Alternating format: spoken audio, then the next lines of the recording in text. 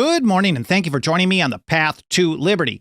I'm Michael Bolden with the 10th Amendment Center, and this is the Fast Friday edition of the show for January 5th, 2024. And today I'm talking about something that I see as one of the biggest lies we've all been told, if not the biggest.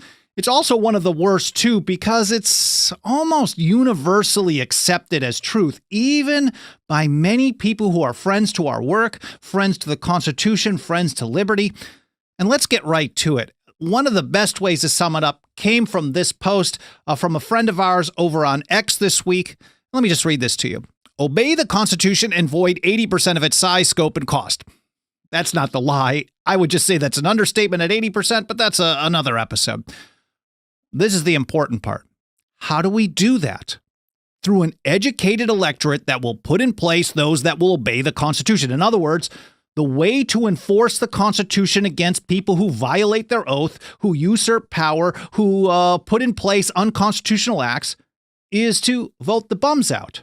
And I think that's the big lie. That might be one of the biggest lies we've all been told. In essence, we're basically hearing, in response to a nearly endless litany of usurpations of power, a nearly endless litany of unconstitutional acts, in response to the largest government in history that has absolutely nothing close to resembling what the founders and ratifiers gave us under the Constitution, we the people are supposed to basically sit it out, wait, and take it until we can convince the government to magically do something that the government never does, which is limit its own power.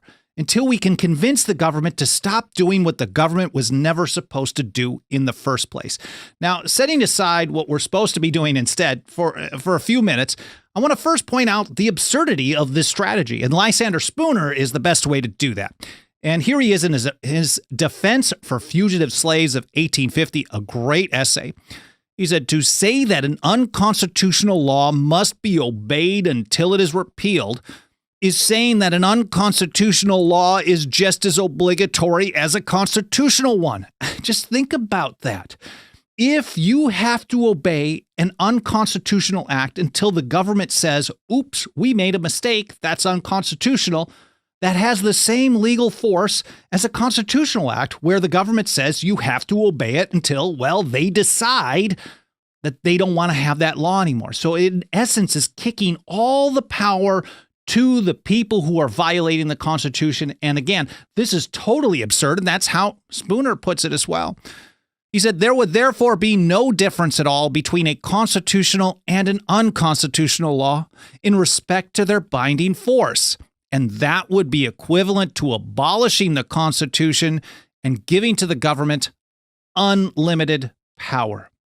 And it was this kind of foundational principle that was behind Patrick Henry's Virginia Resolves against the Stamp Act, or Virginia Resolutions of May 1765, where he took the position that basically when government does stuff it's not authorized to do, in this particular situation was the stamp tax, the Stamp Act, he said, you are not bound to yield obedience.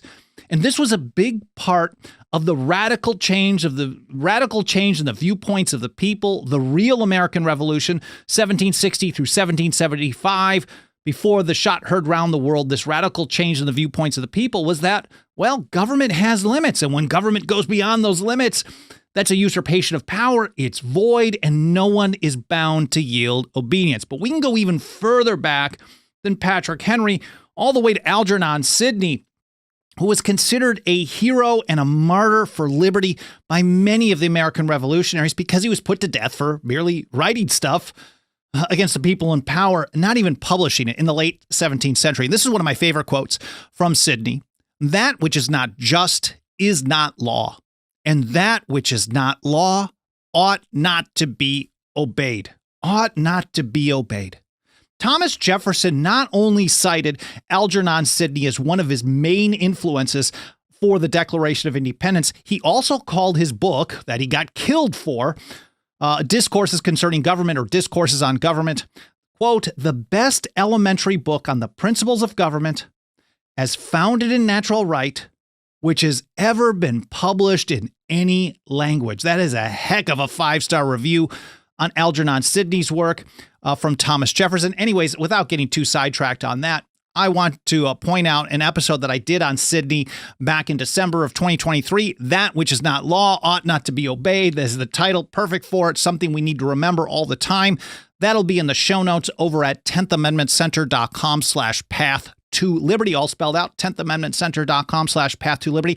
Alan Mosley will get that organized with all the reference links that I'm mentioning in this episode, plus all the different platforms are on, both video and audio only podcast edition. And I will get that published in a couple of hours after this live stream is done. Again, 10thamendmentcenter.com/path to liberty. Anyways, let's go back to Spooner, where he basically ties these principles of noncompliance and resistance to the oath of office as basically enforcing the oath of office in essence. And here's how he put it.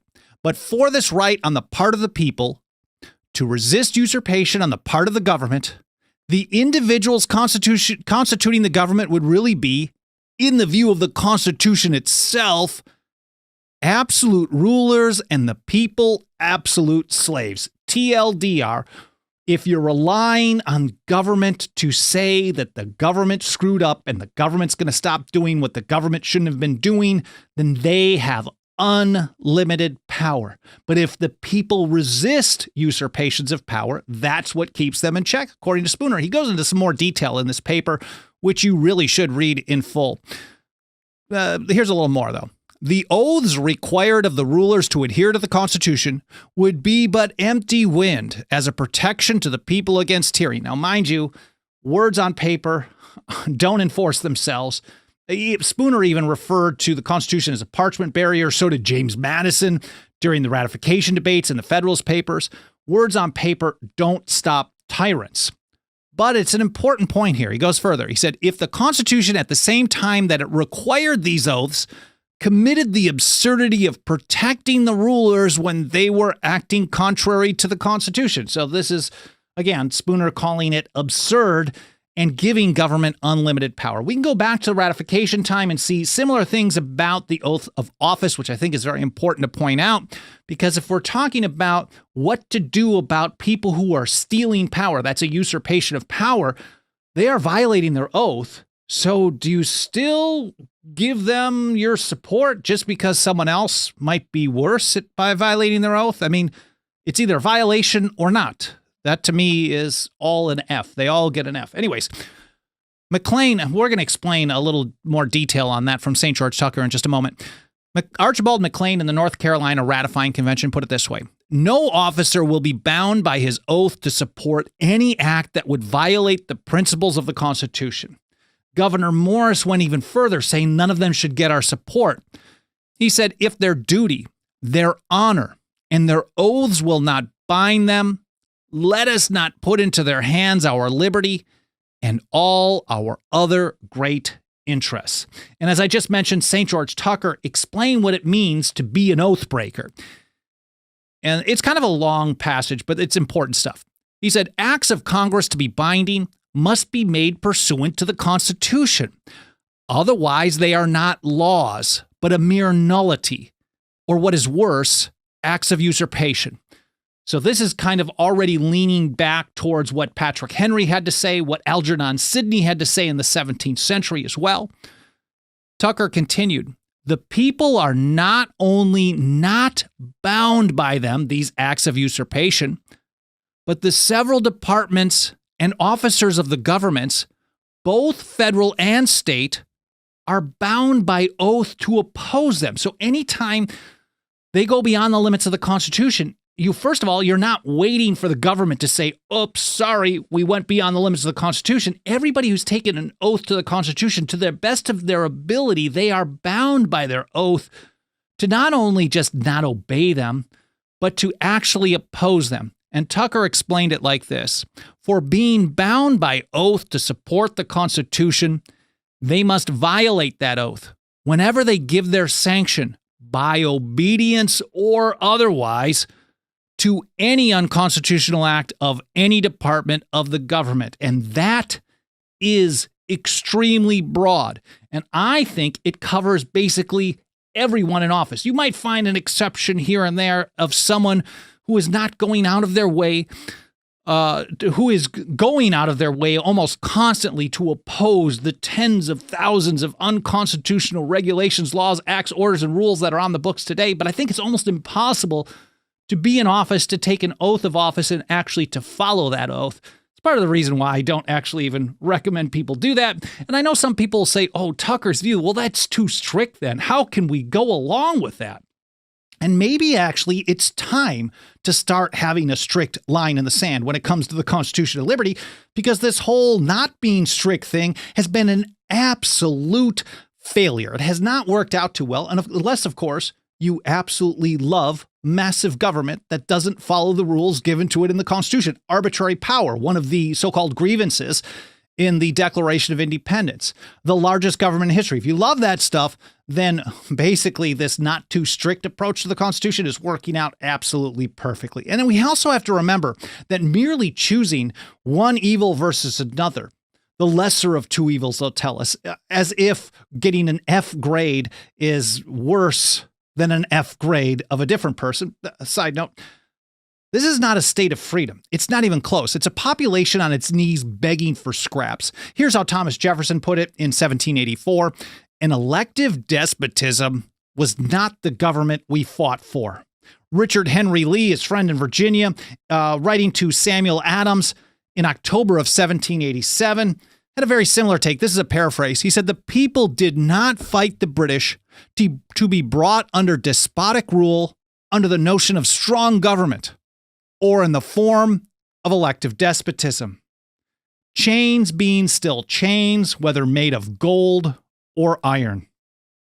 So let's take that original kind of vote the bums out view head on with Thomas Jefferson in his draft for the Kentucky resolutions of 1798. This was, he wrote this sometime before October of that year. He said, in cases of an abuse of the delegated powers, the members of the general government being chosen by the people, a change by the people would be the constitutional remedy. That's vote the bums out. He said, but where powers are assumed which have not been delegated, a nullification of the act is the rightful remedy. It's not just a mere good idea to try later on. It's not something to try after you've gone through a few cycles of voting bums out and failing, or waiting for the courts to fix things, or protests. It is the rightful remedy whenever they assume power not delegated to them. It's a usurpation of power. Jefferson had a little more. He said, every state has a natural right in cases not within the compact to nullify of their own authority all assumptions of power by others within their limits.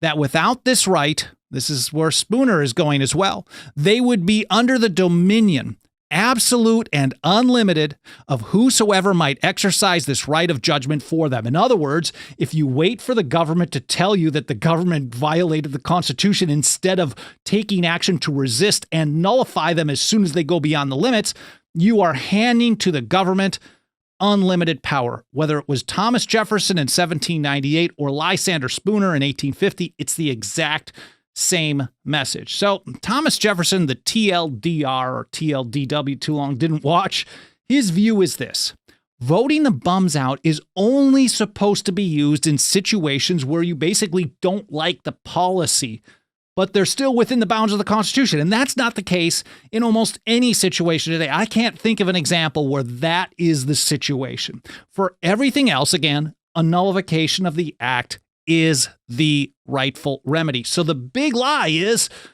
we're supposed to sit around and take it and wait until we can vote in some new people who also violate the Constitution. Here's another one from Lysander Spooner, who summed it up best with this. This is in his essay on the trial by jury, another great one from 1852. He said, tyrants care nothing for discussions that are to end only in discussion. They don't care about words or what you have to say or how much you protest or yell. Tyrants care nothing for that. He said, discussions which do not interfere with the enforcement of their laws are but idle wind to them. Suffrage, voting the bums out, is equally powerless and unreliable. It can be exercised only periodically and the tyranny must at least be born until the time for suffrage comes. And he's got a lot more on that. That'll be linked to in the show notes as well over at 10thamendmentcenter.com/path to liberty. I encourage you to read all of this stuff. And there is absolutely nothing that helps us get this kind of message out, these foundational principles out to more and more people, more than the financial faith and support of our members. If you got a couple of bucks of that dirty government fiat, please consider throwing it our way over at 10thamendmentcenter.com/members. And before I head out on this Fast Friday edition, I want to say a quick but a very huge thank you to just a handful of people who have joined us as members lately. There's Mel in Kentucky, Courtney in Texas, Chris in Wisconsin, Jose in Colorado, and Tara in Florida. I appreciate all of you and everyone in the chat who's members. And whether you're able to contribute financially or not, that's not the big thing. I appreciate you being here. I hope you enjoyed the episode. I hope you learned something. I hope you have an awesome weekend. And I hope to see you next week here on the Path to Liberty.